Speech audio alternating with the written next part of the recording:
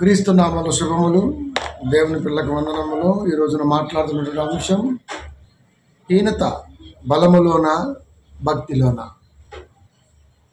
హీనత బలములోన భక్తిలోన.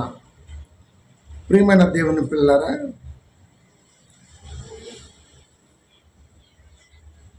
దేవుడు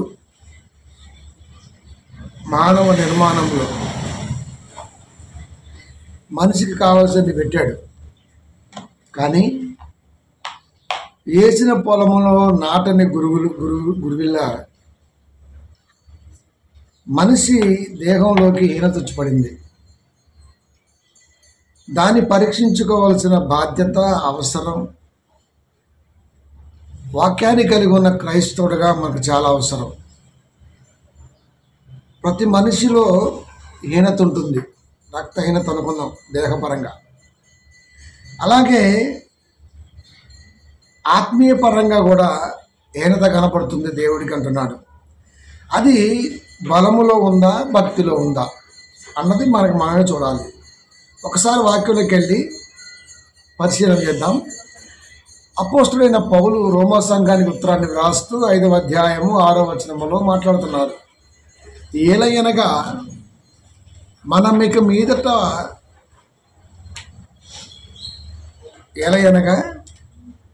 మనం ఇంకా బలహీనులమై ఉండగా క్రీస్తు యుక్త కాలమున భక్తిహీనుల కొరకు చనిపోయింది. ఇక్కడ 2 పదాలను సూచిస్తూ మాట్లాడుతున్నాడు. మనం ఇంకా బలహీనులమై ఉండగా క్రీస్తు యుక్త కాలమున భక్తిహీనుల కొరకు చనిపోయాడు. మనము బలహీనులుగా ఉంటే క్రీస్తు భక్తిహీనుల కొరకు చనిపోయాడు. మనము బలహీనులుగా ఉండబట్టే క్రీస్తు భక్తిహీనుల కొరకు చనిపోయాడు. అంటే మనము బలవంతులు అయితే భక్తిహీనులు విశ్వాసతలో నిలబడేవారు అని మాట్లాడుతున్నాడు. అంటే బలహీనులు మనం భక్తిహీనుల కొరకు చనిపోయాడు.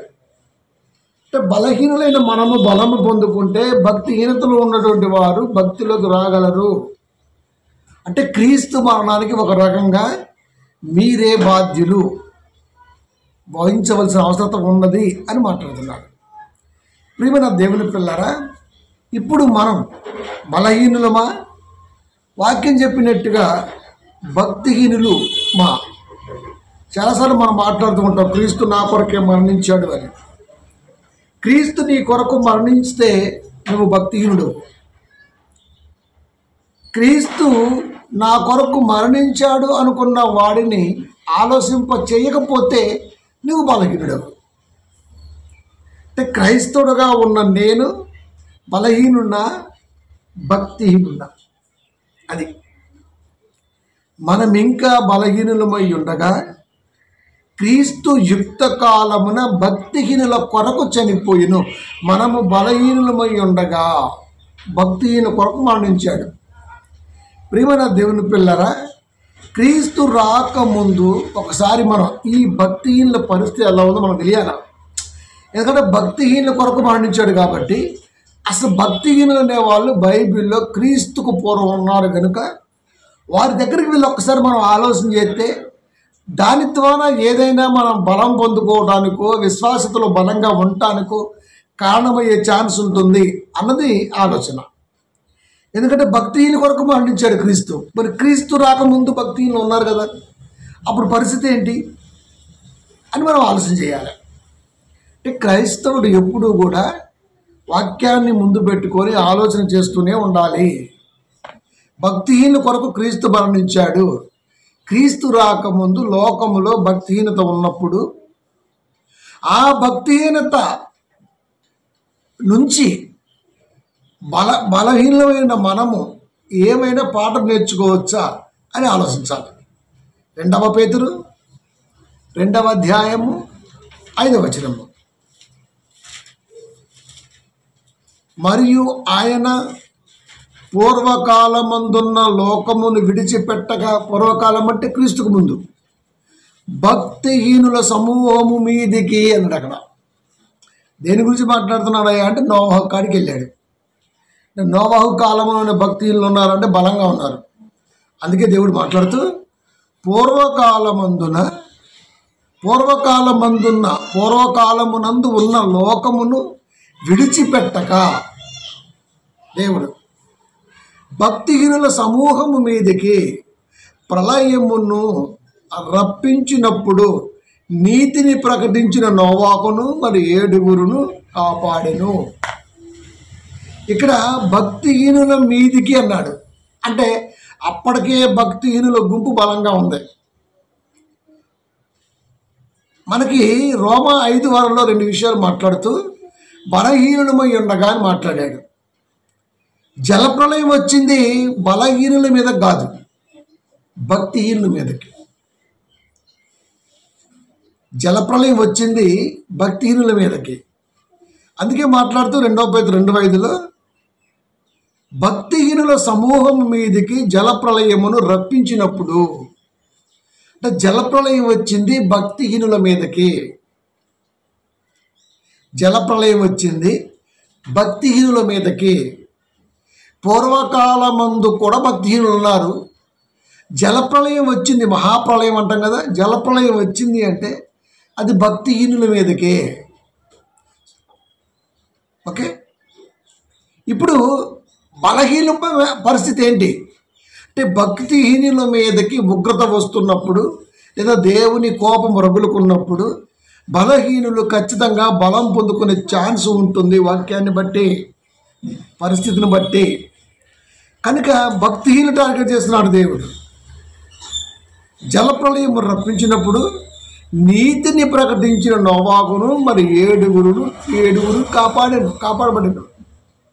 నోవాహు కుటుంబాన్ని దేవుడు కాపాడాడు అంటే నీతిని ప్రకటించారు. ఇంచుమించుగా 100 ఏళ్లకు పైగా పొడి నేల మీద ఓడను కట్టడం ప్రారంభించాడు. 120 సంవత్సరాలు అంటారు అబౌవ్ నోవాహు. అందరూ అడుగుతున్నారు ఎందుకని. జలప్రళయం రాబోతుంది, లోకం కొట్టుకొని పోబోతుంది. ఖచ్చితంగా మీరు అర్థం చేసుకొని దేవుళ్ళు ఉండాలన్నప్పుడు తరాలు గడుస్తున్న జలప్రళయం రావట్లా. 120 సంవత్సరాలు అంటే 4 తరాలు, 2 తరాలు, 3 తరాలు, 40 ఏళ్ళకి ఒకటి వేసుకున్నా అంటే 3 తరాల వరకు. అంటే మా తాత అడిగాడు అనుకుందాం, మా తాత కాలంలో రాలే. మా నాయన అడిగాడు, మా నాయన కాలంలో రాలే. నేను అడిగాను, నా కాలంలో రాలే. నాకు మా తాత జీవించిన కాలానికి మధ్య 80 ఏళ్ళే అంతే. నా 8th క్లాస్లో మా తాతగారు పోయారు. అది మా అయితే 40 ఏళ్ళు గ్యాప్ ఉంది అంతే. అంటే 3వ తరానికి వెనక్కి వెళ్తే 40 ఏళ్ళు, అంటే ఇది 100 ఏళ్ళు 20 ఏళ్ళు అంటే కనీసం 5-6 తరాలు ఉంటుంది. అంటే 5-6 తరాలుగా మనవళ్ళు వస్తున్నా సరే ఓడ కడుతూనే ఉన్నాడు. అందుకే దేవుడు దాన్ని ఏమన్నాడయ్యా అంటే నీతిని ప్రకటించిన అన్నాడు. అంటే క్రియ. బైబిల్ పట్టుకుని వెళ్ళే వాక్యం చెప్పలే ఎవడికి. దేవుడు చెప్పిన పని చేస్తున్నాడు, అదే నీతిని ప్రకటించటం. కాబట్టి ప్రియమైన దేవుని పిల్లారా, నీతిని ప్రకటించిన వాడు మాత్రమే కాపాడబడతాడు. భక్తిహీన సమూహం మీదకి దేవుని ఉగ్రత ఆనాడు జలప్రళయ రూపంలో వచ్చింది. బలహీనమైన వాడు ఆలోచన చేయవలసిన అవసరం ఉన్నది. ఇంతకీ భక్తిహీనులు ఎవరు? ఇందాక మనం చూసాము, బలహీనులమై ఉండగా క్రీస్తు యుక్త కాలమున భక్తిహీనుల కొరకు చనిపోయాను. క్రీస్తు భక్తిహీనుల కొరకు చనిపోయాడు. క్రీస్తు రాకముందు భక్తిహీనులు దేవుని కృతకు చచ్చిపోయారు. క్రీస్తు వచ్చిన తర్వాత వీరి కొరకు చచ్చిపోయాడు. క్రీస్తు రాకముందు వీరే చచ్చిపోయాడు. ఇది మనకు అర్థమైంది. ఇంతకీ భక్తిహీనులు అంటే ఎవరు? మనం అందరం భక్తి పరులమే. ప్రతి ఓడు బలవంతుడే. క్రైస్తవ్యంలో బలహీనుడు లేడు, భక్తిహీనుడు లేడు. నేటి సంఘాల్లో ఎవడైనా సరే నేను బలవంతున్నే అంటాడు, నేను భక్తిపరుణ్ణే అంటాడు తప్ప వాక్యం కాడికి వచ్చి మాత్రం చూడటం. వాక్యం చెప్పిందే ఫైనల్. ఇంతకీ భక్తిహీనుడు ఎవరు? వాడేమన్నా ముసుగేసుకుంటా ఎవడేమన్నా పెట్టుకుంటాడా లేబుల్ అంటే, వాక్యం దగ్గరకు వచ్చి చూస్తే ఖచ్చితంగా భక్తిహీనుడు ఎవడో భక్తిపరుడు ఎవడో అర్థమైపోద్ది. భక్తిని నిర్ణయించేది వాక్యం. అది కనుక భక్తిహీనుడిని ఎవరు అంటామయ్యా అంటే, దేవుడు 2 తిమోతి 2:4 కోరుకున్న ప్రకారం అందరికీ వాక్యం వెళ్ళాలి. అది ఆయన కోరిక, దేవుని యొక్క ఇష్టం. అది ఆ కోరికని వెళ్ళనీయకుండగా ఏదో ఒక రకంగా అడ్డుపడుతూ, ఏదో ఒక రకంగా క్రైస్తవ్యానికి దూరం చేస్తూ, ఏదో ఒక రకంగా క్రైస్తవ్యాన్ని వాళ్ళు లేకుండా చేస్తూ ఉన్నటువంటి ఈ సమూహమే భక్తిహీనుల సమూహం అన్నది బైబిల్. అంటే ఒక చర్చి ఉంది. ఒక వ్యక్తి క్రీస్తులోకి రావాలంటే ఈ చర్చి వాతావరణం అనేది బయట ప్రపంచానికి చాలా ప్రేమపూర్వకంగా కనబడాలి. అలా కాకుండా కనబడిందంటే ఖచ్చితంగా ఆ చర్చి భక్తిహీనత చర్చియే అవుతుంది కదా. అదే చూడండి ఒకసారి 1:8 రోమా 1:8 దుర్నీతి చేత, దుర్నీతి అంటే నీతికి వ్యతిరేకం అన్నాడు అక్కడ. దుర్నీతి చేత సత్యమును అడ్డగించు మనుషుల యొక్క సమస్త భక్తిహీనత మీదను, సత్యమును అడ్డగించు మనుషుల యొక్క సమస్త భక్తిహీనత మీదను. భక్తి లేదని కాదు అక్కడ, దాంట్లో లోపం ఉంది. చాలామంది చర్చిల మీదకి వచ్చి గొడవ పెట్టుకుంటారు, వాళ్ళు భక్తిహీనులు అంటాం మనం. వాళ్ళు బలహీనులు కాదు, భక్తిహీనులు కాదు. వాళ్ళు ఎవరయ్యా అంటే క్రీస్తు తెలియని పిల్లలు అంతే. బలహీనులైన భక్తిహీనులైన పదం ఒక్క క్రైస్తవ్యానికి మాత్రమే చెందిద్ది. అన్యజనులకు అది వర్తించదు, వర్తింపచేయదు బైబిలు. బయట వాడిని పట్టుకుని భక్తిహీనుడు అంటే అనలేము. అలా అనుంటే పౌలు గారు అతి దేవతా భక్తి పరులైన మీరు అని ఏథెన్స్ నగరవాసులు అనేవాడు కాదు అక్కడ. అంటే వారిలో భక్తి ఉంది కాబట్టి భక్తి బలహీనత అనేది సంఘములో ఉన్నటువంటి పిల్లల మధ్య దేవుడు స్థిరపరిచి మాట్లాడుతున్నాడు 2 పదాలనే. మనమేమంటామయ్యా అంటే వాళ్ళు భక్తిహీనులండి అంటాం. వాళ్ళకున్న పరిధిలో వాళ్ళు భక్తి పరులే, వాళ్ళ గురించి దేవుడు మాట్లాడట్లేదు. కాబట్టి ప్రియమైన దేవుని పిల్లరా, దుర్నీతి చేత అంటే నీతికి వ్యతిరేకమైన ఆలోచన. అంటే వాక్యము చెప్పిందేంటి, సంఘము చేస్తుందేంటి? వాక్యము చెప్పిందేంటి, సంఘము చేస్తుందేంటి? అనేక మంది పిల్లలు వాక్యము లేక తమ ఆత్మలను దేహాన్ని విడిచిన తర్వాత అగ్నిలో కాల్చుకుంటున్న వైనంలో ఎలాగైనా సరే వాక్యాన్ని అందించాలని భక్తిహీనుల తరము నుండి, భక్తి లేని తరము నుండి, అన్య జనాంగము నుండి నేటి మన వరకు దేవుడు కాపాడాడు. అంటే ఈ రోజున అదే దేవుడి యొక్క దీర్ఘశాంతి ఆలోచనకి క్రైస్తవుడిగా ఉన్న నువ్వు లేదా నేను ఇబ్బందికరంగా మారాము దేవుడికి అని మాట్లాడుతున్నాడు. అంటే సంఘం యొక్క ప్రవర్తన కానీ, సంఘం యొక్క కార్యకలాపాలు కానీ మిగతా చుట్టూ ఉన్న సమాజానికి ఏమాత్రం కూడా ఇబ్బంది కలగకుండా ఉండాలి. అది సత్యమును అడ్డగించు మనుషుల యొక్క సమస్త భక్తిహీనత మీదను, దుర్నీతి మీదను దేవుని కోపము పరలోకము నుండి బయలుపరచబడుతున్నది. అంటే సిద్ధంగా ఉన్నది అడ్డగించడం కొరకు. ఇప్పుడు సత్యాన్ని అడ్డగించేది ఎవరు? సత్యాన్ని ఎవరు అడ్డగిస్తారు? సత్యాన్ని ఎవరు అడ్డగిస్తారు? మనకి లోకములో కనబడే మీడియా వైజ్ విజువల్స్ వేరే ఉంటాయి. చర్చి మీద దాడి, వాక్యం చెబుతుంటే రోడ్డు మీద సంఘ కాపురులు ఆపినటువంటి మతోన్మాదులు, వీళ్ళు సత్యాన్ని అడ్డగించట్లేదు. వీళ్ళు మా పరిధిలో ఒక దేవాలయం ఉంది కదా, ఆ దేవాలయం దగ్గర మైక్ అటే పెట్టి నువ్వు మాట్లాడాల్సిన అవసరం ఏముంది? ముందుకెళ్ళి చెప్పుకోవచ్చు కదా. వీడేదో అంటాడు, ఇప్పుడు పర్మిషన్ ఉందా, ఆరే పర్మిషన్ ఉందా, ఇవన్నీ మాట్లాడుతూ ఉంటాడు. ఆ ప్రాంతంలో దేవాలయం ఉందని, ఆ ప్రాంత వాసులు దాన్ని బాగా కొలుస్తారని, వాళ్ళకి ఇబ్బందికరంగా ఉండకుండా చూసుకోవాల్సిన బాధ్యత రోడ్డు సైడ్ సువార్థికులకు ఉండాలి. అసలు రోడ్డు సైడ్ సువార్త ఎందుకు ఇప్పటికీ నాకు తెలియదండి. ప్రపంచవ్యాప్తం అయిపోయింది క్రీస్తు స్మరణం. ఇది గల్లీ గల్లీని గోల్ చేస్తుంటారు మైక్ పెట్టి, కిలో టమాటా 3 రూపాయలు అన్నట్టుగా చేస్తుంటారు. అది ఎందుకు నాకు ఇప్పటికీ తెలియదు. అది ఎందుకు ఆ గల్లీ గల్లీ సువార్త ఎందుకు? వెనకాల రిక్షా పెట్టుకుంటాడు, సైకిల్ పెట్టుకుంటాడు, ఏసే లోక రక్షకుడు అంటాడు. నువ్వు పుట్టకముందు, మీ నాన్న పుట్టకముందు, మీ తాత పుట్టకముందు తరతరాలుగా 2000 సంవత్సరాలుగా క్రీస్తు లోకరక్షకుడని కాపరులు చెప్పుకుంటూ వస్తూనే ఉన్నారు. మళ్ళా మైక్ ఎందుకు? అక్కడేదో గుడి ఉంది, ఆడెవడో నమ్ముతాడు, ఆడికెళ్ళే వాగుతావు, ఆడొచ్చి గోడ పెడతాడు. కాబట్టి సువార్త చేస్తున్నప్పుడు చాలా జాగ్రత్తగా సువార్తను తీసుకెళ్ళాలి.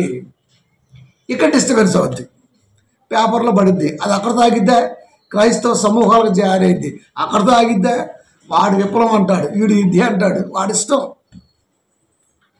ఇది ఎక్కడ బీజం పడిందని ఎవడు ఆలోచించట్లా. అసలు ఈ గొడవకి కారణం ఎక్కడా? అది వాళ్ళ కాలనీలో అదేదో గుడి ముందు ఏదో పాస్టర్ని ఆయన మైకి పెట్టి గోల్ చేసిండు కాబట్టి గొడవైంది. అవి ఎందుకైనా చేయటం అయిపోద్ది.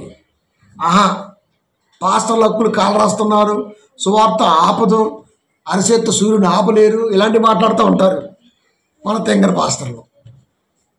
అసలు బీజం ఎక్కడ పడింది?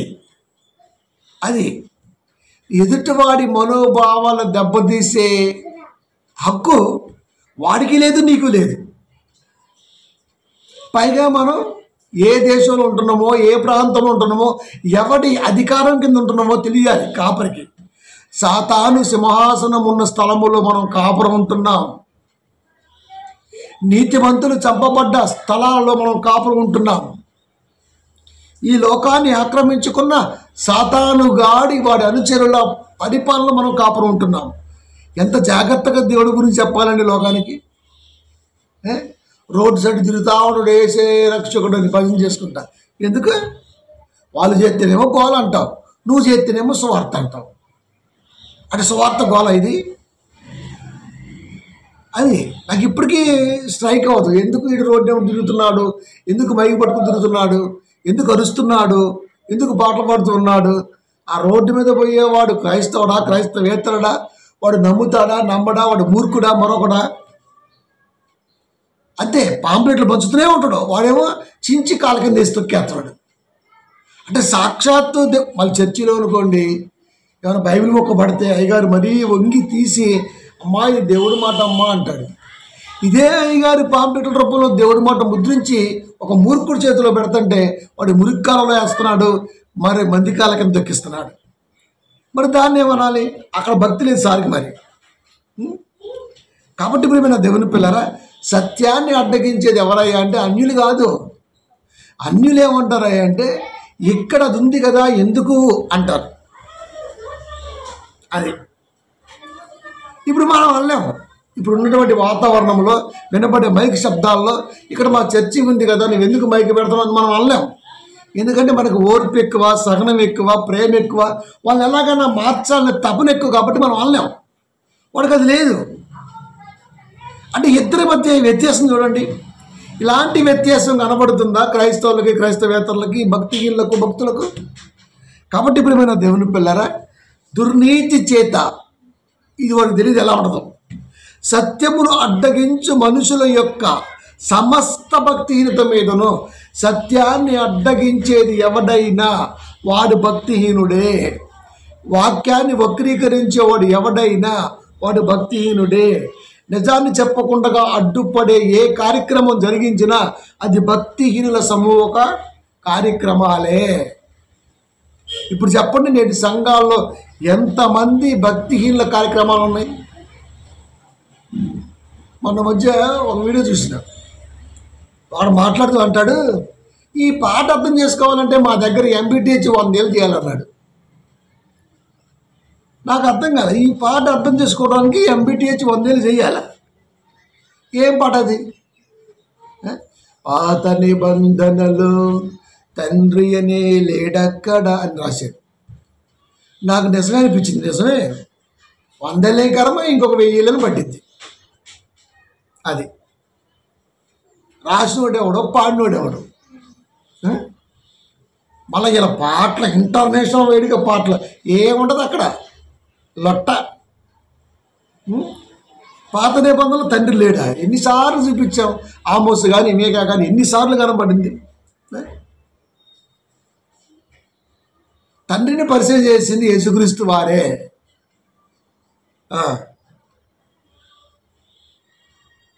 అందుకని దాని ఫ్లోలో ఏమన్నాడు అంటే చెప్పేశాడు. ఇంకా డైరెక్ట్గా నేను బైబిల్ ఎరగేసా, మరగేసా, తాలింపేసా.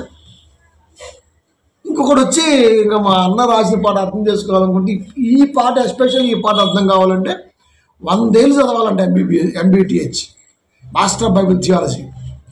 100 ఏళ్ళే కర్మ, 1000 ఏళ్ళు చదివినా కూడా అర్థం కాదు. మరి కానీ డాంబికలు ఎక్కువ, అది సరుకు తక్కువ, ఎక్కువ. ఇలాంటి వాళ్ళు ఉన్నంతకాలం మనం ఏం చేయలేం మరి. కాబట్టి సమస్త భక్తిహీనత, దుర్నీతి మీదను దేవుని కోపము పరలోకము నుండి బయలుపరచబడుతున్నది. దేవుని కోపము పరలోకము నుండి ఎలా బయలుపరుచుందయ్యా అంటే మన కంటి ముందు ఉన్న వాక్యమే సాక్ష్యం.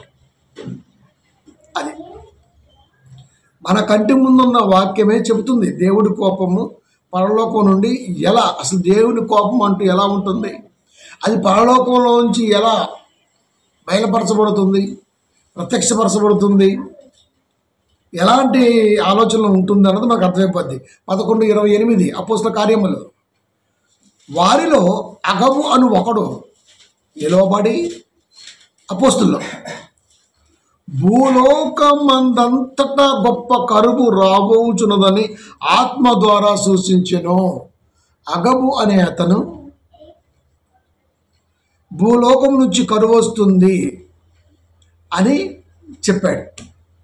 ఆత్మ ద్వారా అన్న పదం కూడా దేవుడు రాయించాడు. అంటే ఆత్మ ప్రేరణ కలిగినటువంటి అగబు కాపురం కొంత కొంచెం చెప్పేశాడు. భూలోకమందంతటా కరువు వస్తుంది అని చెప్పాడు. అది ఎప్పుడు జరిగింది అంటే క్లౌదియా చక్రవర్తి కాలంలో సంభవించును అని కూడా రాయించాడు. అంటే ఒక చక్రవర్తి పరిపాలనలో అగబు అనే కాపరి గారు భక్తిహీనుల ఆలోచనని, బలహీనటువంటి మనస్తత్వాన్ని చదివి చూసి చెప్పేశాడు. ఆనాడు ఏలియా గారు కూడా చెప్పాడు, శపించాడు. చెప్పడమే కాదు, ఇంకా ఏం చెప్పాడు, అనేకంగా శపించాడు. కాబట్టి ఇప్పుడు ఏమైనా దేవుని పిల్లారా, అగబు అని ఆయన వాక్యం చెబుతూ కరువు రాబోతుంది అని చెప్పాడు. అది ఆత్మ ద్వారా. అంటే ఒక కాపరి చెప్పేది ఆత్మ ప్రభువుడే చెబుతాడు. అది కూడా రాబోతున్న ప్రమాదాన్ని సూచిస్తూ మాట్లాడతాడు. అంటే కాపరి అనేవాడు ప్రమాద హెచ్చరికల్ని గుర్తు చేస్తూ జాగ్రత్త చెప్పేవాడు, అది దాని అర్థం. కానీ నేటి కాపరులు జోకర్లకు ఎక్కువ, సర్కస్ వాళ్ళకి తక్కువ. ఆ టైపులో ఉన్నారు. ఏ కాపరి నోట కూడా రాబోతున్న ప్రమాదం ఉన్నదని, అది భక్తిహీనులను లేకపోతే బలహీనులను పరిశోధిస్తుందని, చూస్తుందని నేర్పే బోధకుడు కావాలి. ఒకళ్ళ వాక్యం వింటున్నాం అనుకో, నేను బలహీనంగా ఉన్నానేమో, వాక్యంలో బలవంతుని అవుతాం. బలవంతుని అయితే ఖచ్చితంగా భక్తిహీనులను కాపాడవచ్చు వాక్యం ద్వారా. అంటే మనం వాక్యం ఉంది కానీ బలహీనంగా ఉండిపోయాం. వాడికి వాక్యం ఉంది, వాడు భక్తిహీనుడిగా ఉన్నాడు. వాక్యం ఉన్న మనము బలహీనులుగా ఉంటే బలవంతులు అవ్వచ్చు, కానీ వాక్యం ఉన్నవాడు భక్తిహీనుడైతే మనం ఏం చేయలేము. అంటే బలహీనులుగా ఉన్న మనము వాక్యం ద్వారా మరికొంత బలపడితే వాక్యానికి దూరంగా ఉండి భక్తిహీనులుగా కనబడుతున్న వాడిని ఖచ్చితంగా లైన్లో పెట్టచ్చు. అంటే బలహీనులు బలవంతులయ్యే ఛాన్స్ ఉంది. భక్తిహీనుడు భక్తిపరుడుగా మాత్రం కనబడే అవకాశమే లేదు. ఎందుకంటే వాడు ట్రాక్ తప్పాడు. అది ట్రాక్ తప్పిన తర్వాత రైలు కానీ బస్సు కానీ బోల్తా పడాల్సిందే. రోడ్డు దాటిందనుకోండి, రోడ్డు ఎడ్జి దాటిందనుకోండి, బస్సు ఖచ్చితంగా బోల్తా పడిపోద్ది. ట్రాక్ తప్పిందనుకో రైలు ఖచ్చితంగా బోల్తా పడిపోద్ది. క్రైస్తవుడు కూడా భక్తి అనే ట్రాక్ తప్పితే భక్తిహీనులు అనే దాంట్లో పడిపోతారు. అదే బలహీనం అనుకో అంటే ఇంకా వాక్యాన్ని పరిపూర్ణంగా నేర్చుకునే స్థితిలోనూ అలాంటి ఆలోచనలు ఉంటే ఎదగొచ్చు ఎలాగైనా. కాబట్టి బలహీనుడైన వాడు బలం పొందుకునే ఛాన్సు వాక్యాన్ని బట్టి ఉన్నది. వాక్యం వచ్చు, వాక్యం తెలుసు, వాక్యమే తెలుసు అని బిల్డప్ ఇచ్చుకునేవాడు భక్తిహీనుడిగా వాడి కార్యక్రమాలు సంఘములో రోత పుట్టించేగా ఉన్నాయి దేవుడికి. తద్వారా ఏమైందయ్యా అంటే భక్తిహీనుల వల్లే ఎక్కువగా క్రైస్తవానికి ప్రాబ్లం, బలహీనుల వల్ల ఎక్కువ ఉండదు. అది ఆదాము బలహీనుడు, భక్తిహీనుడు కాదు. ఆదాము బలహీనుడు, అవ్వ జతపడింది, ఇద్దరే ఉన్నారు. ఒకరినొకరు ఈరోజు మనం వినుకున్నట్టు ఆ రోజు కూడా విన్నాడు, తిన్నామండి అందరి తిన్నాడు, బలహీనుడు. అలాగని భక్తిహీనుడు కాదు.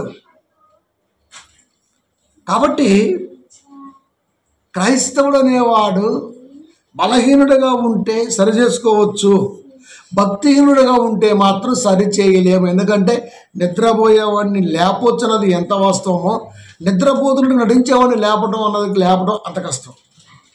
కాబట్టి క్రైస్తవుడిగా ఉన్న నేను బలహీనున్నా భక్తిహీనున్నా అని ఆత్మవిమర్శ చేసుకోవాలి. ఈ రెండు ఒప్పుకోడు. వాక్యం పరిపూర్ణంగా అర్థం కాలేదు, అవగాహన కాలేదు, బలహీనుడవు. నాకు వాక్యం పూర్తిగా వచ్చు కానీ కార్యక్రమాలు మొత్తం సంఘ విద్రోహ చర్యలుగా ఉంటాయి, వీడు భక్తిహీనుడు. మొదటి వాడు నేర్చుకొని బలపడే ఛాన్స్ ఉంది, రెండో వాడు కప్పిపుచ్చుకొని ఆగమైపోయే ఛాన్సే ఎక్కువ ఉంది. కాబట్టి క్రైస్తవ్యానికి ఎక్కువగా డ్యామేజ్ జరిగేది ఎవరి వల్ల అంటే భక్తిహీనుల వల్లే. బెల్లప్పు బాబాయ్ అంటాం కదా, వాళ్ళ వల్లే. అది కౌదియ చక్రవర్తి కాలం ముందు సంభవించును. అగబు అనే ఆయన కరువు రాబోతుందని ఆత్మ ద్వారా సూచించిన పీరియడ్ కూడా దేవుడు చెబుతున్నాడు. అంటే ఎంత విట్నెస్ చూడండి. ఒక కాపరి రాబోతున్న విపత్తు గురించి వివరించాలి. నీ ఆత్మ బలహీనంగా ఉంటే బలంగా మార్చుకో, భక్తిహీనతలకు వెళ్ళకో. భక్తిహీనుల మీదకే ఆ రోజు జలప్రలయం వచ్చింది. కాబట్టి దేవుడికి ఎక్కువగా భక్తిహీనుల మీదే తన కోపం రగులుకుంటుంది. సౌలున్నాడు, బలహీనుడు, భక్తిహీనుడు కాదు.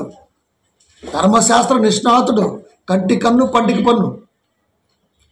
కానీ క్రీస్తు ఆలోచనకు వచ్చేసరికల్లా బలహీనుడు కాస్త బలవంతుడయ్యాడు. నేను వాడుకొనబోవు సాధనం మలిసేశాడంతే. కాబట్టి ప్రియమైన దేవుని పిల్లారా, బలహీనుడిగా ఉన్నావా, వాక్యం ద్వారా సరి చేసుకునే అవకాశం ఉంది. భక్తిహీనుడిగా ఉన్నావా, నిన్ను నువ్వే మోసం చేసుకుంటావు. అది కాపరి ఖచ్చితంగా హెచ్చరికతో కూడిన ప్రసంగమే చేయాలి అని అగబు గారిని సూచిస్తూ దేవుడు మాట్లాడుతున్నాడు. 3వ యోహాను 1:3, నీవు సత్యమును అనుసరించి నడుచుచున్నావు కనుక సహోదరులు వచ్చి నీ సత్య ప్రవర్తనను గూర్చి సాక్ష్యము చెప్పగా విని బహుగా సంతోషించితని. నేను బలహీనున్నా భక్తిహీనున్నా, నాలో ఎలాంటి క్వాలిఫికేషన్ ఉన్నాయి అని నాకంటే నా చుట్టూ ఉన్నవారికి అర్థమైపోద్ది, నీకంటే నీ చుట్టూ ఉన్నవారికి అర్థమైపోద్ది. అది కనుక నాలో ఉన్నటువంటి ఈ భక్తి, ఈ దైవ ప్రేరణ ఎంత గొప్పదో చుట్టూ ఉన్నటువంటి వారు సర్టిఫికెట్ ఇవ్వాలి. సంఘములో మొట్టమొదటిగా నువ్వు మంచి ఒబీడియంట్ స్టూడెంట్గా సర్టిఫికెట్ తీసుకోవాలి. అది సర్టిఫికెట్ అని అర్థం ఏంటంటే నీ గురించి సంఘములో పలానా ఆయన పలానా ఆమె చాలా మంచివారు, చాలా ప్రేమ కలిగి ఉంటారు. ఇలాంటి సర్టిఫికెట్ నీ చుట్టూ ఉన్నవారు ఇవ్వాలి. అలాంటిది చూసి ఒక కాపురు అని ఆయన సంతోషిస్తాడు. సంఘం సర్టిఫికెట్ ఇస్తే చాలా ఆల్రెడీ కాపురు ఇచ్చినట్టే. ఇప్పుడు సర్టిఫికెట్ అనేది పేపర్ రూపంలో ఉందా, ప్రేమ రూపంలో ఉందా? ప్రేమ రూపంలో ఉంది. అది సహోదరుల ప్రేమ రూపంలో ఉంది. నిన్ను సర్టిఫై చేసేది నీ సహోదరులే. ఆ సహోదరుల మూలంగా కాపరి. కాబట్టి సర్టిఫికెట్ అంటే చుట్టూ ఉన్న నీ సహోదరులు ఇచ్చే సర్టిఫికెట్ అది.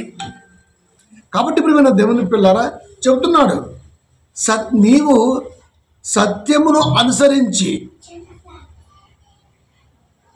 పలానండి వాక్యం చెప్పాడంటే ట్రాక్ తప్పడండి. సంఘ కార్యక్రమాల్లో కూడా ట్రాక్ తప్పండి. ఎంత బాగుంది.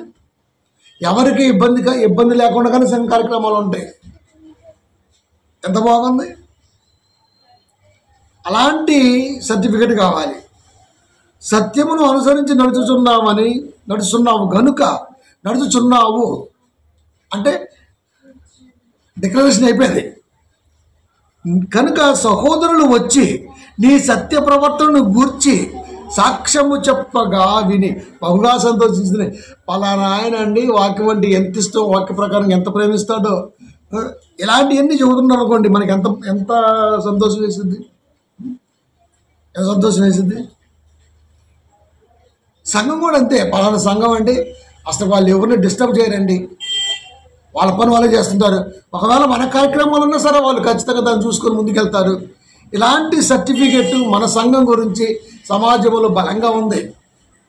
అన్యుల్లో మనం ఎవరికి డిస్టర్బ్ చేయమని, ఎవరిని ఇబ్బంది పెట్టమని, ఎవరిని వక్రీకరించమని, ఎవరిని అనమని మనం ఆ పేరు సంపాదించాం సంఘానికి.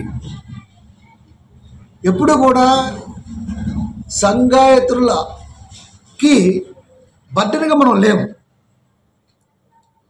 వాళ్ళ మూమెంట్ని గుర్తుంచుకొని వాళ్ళకు ఉన్నటువంటి ఆ పరిస్థితిని అర్థం చేసుకొని మనం ముందుకెళ్తూ ఉంటాం.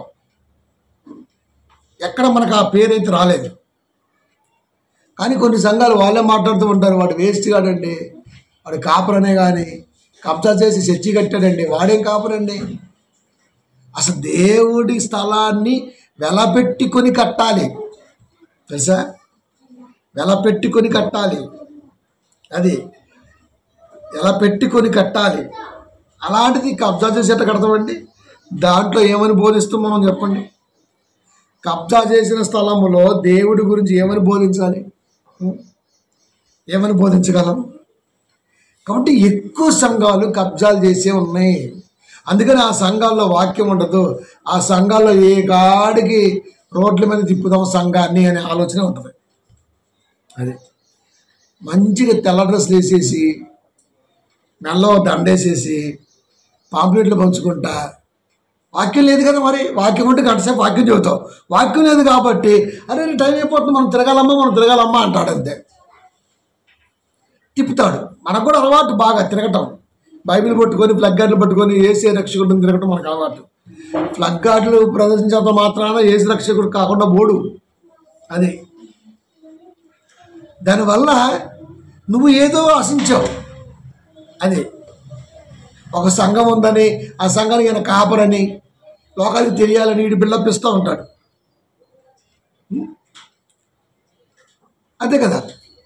యేసుక్రీస్తు వారు రక్షకుడని నువ్వు ఈ చిన్న చిన్న గలీలు తిరిగి సరిపోద్దా? ఆయన వరల్డ్ వైడ్గా, ఆయన విశ్వవిఖ్యాత, ఆయన వరల్డ్ వైడ్గా తెలుసు యేసు పాపులు మరణించాడు. నువ్వు కొత్తగా చెప్పేది ఏముంది ఇక్కడ? ఇంకా కొత్తగా చెప్పు. కాబట్టి సంఘాలలో ఎక్కువగా జరిగే ప్రసంగాలు నిర్జీవ క్రియల ప్రసంగాలే చేస్తున్నారు. క్రీస్తు గురించి మూలోపదేశాలు మాని కొత్తగా లోతుగా సాగిపోవడానికి సిద్ధంగా ఉన్నటువంటి సంఘం భూమి మీద చాలా తక్కువ. అది కానీ సర్టిఫికెట్ నీ గురించి నా గురించి సంఘంలో మన చుట్టూ ఉన్నటువంటి మన విశ్వాసులే, మన పిల్లలే, మన సహోదరులే ఇవ్వాలి. ఇక్కడే నువ్వు సంఘం గెలుస్తావు. వాడండి, వారోడండి, ప్రేమ చూపడండి, ఇలాంటివన్నీ ఉన్నాయనుకో ఓడిపోయినట్లకే. అప్పుడు నువ్వు భక్తిహీనుడిగా వస్తావు, బలహీనుడు కాదు సుమా, భక్తిహీనుడిగా వస్తావు. కాబట్టి బలహీనుడైనా బాగు చేయొచ్చేమో కానీ భక్తిపరుని అని భక్తిహీనతలో ఉన్నవాడిని ఎవ్వడూ బాగు చేయలేడు. వాడిని వాడే నాశనం చేసుకుంటాడు. 12 మంది అపోస్తులలో అపోస్తులుడైన యోధ అని పేరు ఎంత గర్వంగా ఉంది తెలుసా? 12 మందిలో ఒకడు. ఎంత అదృష్టం అది. అది అది చచ్చిపోయినప్పుడు తెలిసిపోయింది నకిలీ యోధ అని. అంటే ఈ 3.5 సంవత్సరాలు ఒక్క క్రీస్తుకు తప్ప ఎవరికి కూడా యోధ నకిలీ వాడని తెలియలా. ఎప్పుడు బయటపడిద్దయ్యా అంటే ఏదో ఒక రోజున వాడి బుద్ధి బయటపడింది. యోధ బయటికి రావడం కొరకే 3.5 నెలలు పట్టింది. అది క్రీస్తుకు తెలిసి కూడా మరి ఎదుటివాడి మనస్తత్వం మనకు తెలియదు కాబట్టి టైం ఇంకా పట్టింది. కాబట్టి వాడు భక్తిహీనుడే. యోధ బలహీనుడా భక్తిహీనుడా అంటే వాడు భక్తిహీనుడు. ఇంక బలానికి ఛాన్స్ ఎక్కడిది? భక్తిహీనుల్లో బలం ఉండదండి. అది భక్తిహీనుల్లో బలం ఉండదు. మైసూర్ ప్యాకులో మైసూర్ ఉండదు. అది బందర్ లడ్డులో బందర్ ఉండదు. ఆ టైపులో భక్తిహీనుల్లో బలము ఉండదు. కాబట్టి అలాంటి వాళ్ళతోనే ఎక్కువగా క్రైస్తవ్యానికి ఇబ్బంది. కాబట్టి సంఘంలోకి వచ్చిన తర్వాత మనకి మనమే ప్రశ్నించుకోవాల్సిన అవసరత ఎంతైనా ఉండాలి, ఉండి తీరాలి కూడా. నేను బలహీనున్నా, భక్తిహీనున్నా. బలహీనుడు అయితే వాక్యం ద్వారా బలవంతుడు అవుతావు తమ్ముడు, ఇబ్బంది లేదు. కానీ భక్తిహీనుడు అనుకో నిన్ను ఎవ్వడు బాగు చేయలేడు. అది లాస్ట్ మాట కొలసి 3:17. మరియు మాట చేత కానీ క్రియ చేత కానీ మీరేమి చేసినను ప్రభు అయిన యేసు ద్వారా తండ్రి అయిన దేవునికి కృతజ్ఞతాస్తుతులు చెల్లించుచు సమస్తమును ఆయన పేరిట చేయండి. చదివింపులు చదివిస్తాం అండి. మా నాన్నగారు చనిపోయారు కానీ మేము ఏమని చదివిస్తామంటే పలానా అని రైట్ అవుట్ చదివిపోయి చదివిస్తాం మనం. తెలుసా? మా నాన్నగారు లేరు అయినా సరే ఆయన పేరు మీద చదివిస్తాం. అది ఆయన లేకపోయినా ఆయన పేరు మీద చదివిస్తాం. పలానా వాళ్ళ అబ్బాయి అని. ఇప్పుడు నువ్వు ఏం చేసినా దేవుడికి ఘనత వచ్చేటట్టుగా చేయాలి. నీకేదో కలిసి వచ్చింది అనుకుందాం, లోకపరంగా నీకేదో కాలం కలిసి వచ్చింది, ఏదో దేవుడికి ఏదో చేయాలనుకున్నావు, అంతే దేవుడికి తెలియాల, జనాలు తెలియకూడదు. వాక్యాన్ని విన్న నువ్వు సంఘ కార్యక్రమాల్లో దేవుడి చిత్తానికి లోబడి చేయాలి తప్ప మరొక ఆలోచన చేశామంటే అది ఖచ్చితంగా భక్తిహీనతే. చాలా సంఘాల్లో విశ్వాసులు బిల్డప్గా ఎక్కువ ఉంటారు. అది చాలా సంఘాలు మాట చేత కానీ క్రియ చేత కానీ మీరేమి చేసినను ప్రభు అయిన యేసు ద్వారా తండ్రి అయిన దేవునికి కృతజ్ఞతాస్తుతులు చెల్లించు సమస్తమును ఆయన పేరిట చేయుడి. దేవుని పేరిటే జరిగించాలి. ఇందులో నీ ఇన్వాల్వ్మెంట్ ఉండకూడదు. నేను దేవుడికి ఇది పెట్టానండి అన్నవంటే నువ్వు భక్తిహీనుడివే. నేను దేవుడిగా చేశానండి, నేను దేవుడిగా చేశానండి, నేను సంఘానిగా చేశానండి, ఇది ఎన్నోసార్లు సంఘానికి భోజనాలు పెట్టించానండి, ఎన్నోసార్లు భోజనాలు పెట్టానండి. ఎవరికి పెట్టావు? ఆయన పేరిట చేయడి. నువ్వేది చేసినా తండ్రికి వెళ్ళిపోయినప్పుడు, నీదంటూ లేనప్పుడు నువ్వెందుకు ముందుకు వచ్చావు? నేను ఏ సభ పెట్టినా సరే ముందే డబ్బులు ఇస్తారండి, నా చెయ్యి పెట్టకుంటుందండి. ఈ నలుగురికి ఎందుకు ఈ డబ్బా? ఈ డబ్బాగాళ్ళు క్రైస్తవ్యం ఉన్నంత వరకు క్రైస్తవ్యం అనేది చచ్చిపోతూనే ఉంటుంది. వీళ్ళు బాగు చేసిన వాళ్ళు ఎవడన్నా ఉన్నాడా అంటే కాపరి కూడా లోఫర్ అయితే ఇంకెవడు బాగు చేస్తాడు? అగబులాగా ప్రమాదం వస్తుందని ఆత్మ ద్వారా ప్రకటించే కాపరేడి. ఆత్మావేశం వలన కలిగినటువంటి ఆలోచనని ఒక బర్నబాలాగా చెప్పేవాడు ఎవడున్నాడు? ఒక పౌలులాగా వర్ణించేవాడు ఎవడున్నాడు? ఎవడు లేడు కదా. ఒక పేతులాగా గద్దిని చెప్పాడు ఎవడున్నాడు? ఎవడు లేడు కదా. అలాంటప్పుడు కాపరే లోపరైతే ఇలాంటి భక్తిహీనులు పుట్టగొడుగుల సంఘాల్లో తిష్ట వేసి కూర్చుంటారు. అలాంటప్పుడు క్రైస్తవ్యంలో సత్య అనేది చచ్చిపోక బతికిద్దా? అలా చంపుకుంటూ పోయే నీ బ్రతుకు బలహీనతే తప్ప భక్తిహీనతే తప్ప, రెండు బలహీనత భక్తిహీనత రెండు ఉన్నాయి. ఆ రెండు ఉన్నప్పుడు విశ్వాసగా నువ్వు చచ్చినట్టే లెక్క. 3:20 ప్రకటన, జీవించుచున్నావన్న పేరు మాత్రం ఉన్నది కానీ నువ్వు మృతుడవే. కాబట్టి నువ్వు సంఘములో నువ్వు కనబడేటట్టుగా ఏ కార్యక్రమం చేసినా, ఏది చేసినా సరే నేనే చేసే అనేది ఎవరికైనా చెప్పుకున్నా ఖచ్చితంగా నీ అంత భక్తిహీనుడు మరొకడు లేడు. యోధాని గుర్తెరగటానికి 3.5 years పట్టింది యేసుక్రీస్తు వారు బయటకు చెప్పలైనా కూడా. అలాంటిది నీ మనసులో ఏముందో మాకేం తెలుసు. కాబట్టి నీ రంగు బయటపడ్డానికి ఇంకా డబల్ పట్టచ్చు. కానీ ఎప్పటికైనా భక్తిహీనుడు బయలుపరచబడకపోడు అది. కాబట్టి ఇలాంటి వాడు జాగ్రత్త. సంఘములో నేను ఉన్నానంటే నేను మనుషుల దయను పొందడానికి సంఘానికి వచ్చానా, వాక్యం కొరకు సంఘానికి వచ్చానా అని ఆత్మవిమర్శ చేసుకొని బలహీనంగా ఉన్న నన్ను బలంగా మార్చే వాక్యాన్ని పట్టుకున్నప్పుడు అనేక మంది భక్తిహీనులకు నువ్వు ఖచ్చితంగా భక్తి మార్గాన్ని చూపించగలవు, నడిపించగలవు, స్థిరపరచగలవు. కాబట్టి బలహీనులకి వాక్యం అనేది గొప్ప బలం. టానిక్, శరీరం బలహీన పడిపోయింది, టానిక్ వేస్తే అయిపోద్ది అంతే. భక్తి బలహీన పడిపోయింది, వాక్యం టానిక్ తీసుకొని ఇంకది అది.